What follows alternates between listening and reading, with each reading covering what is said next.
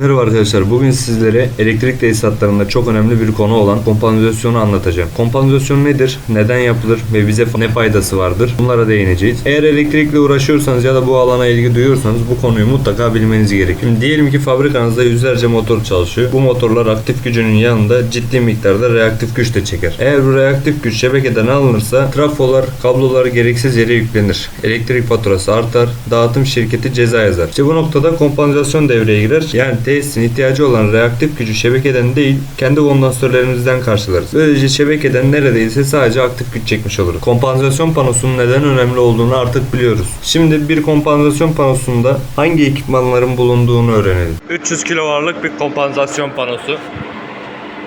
Kompansasyon panosundaki parçalar, hücrenin birine bakalım. TMŞ'miz ilk enerji buraya geliyor. Buradan çıkıp kontaktöre giriyor. Kontaktörden çıkıp arkadaki harmonik filtreye giriyor. Harmonik filtreden de kondansatörlerimize gidiyor. Kompansasyon panosundaki kontaktörlerin yapısı normal kullandığımız kontaktörlere göre daha farklı. Üzerinde şu tarz gördüğünüz gibi bobinler var. Bunun amacı da kompansasyon devreye girdiğinde aşırı akım çekeceği için kontakların yapışmasını engellemek, güç kontaklarının yapışmasını engellemek. Üzerindeki dirençlerle bunu sağlıyor. TMŞ'miz zaten ana kesici görevinde kullanılıyor. Arkasındaki harmonik filtre de sistemdeki varsa harmonikleri kondansatörün patlamasını engellemek için sönümlüyor. Gördüğünüz panoda toplamda 6 ayrı bölüm var, 6 ayrı kademe var. Bu kademeleri de 50'şer kW olarak bölünmüş halde reaktif güç kontrol rölesi devreye alıp çıkartıyor.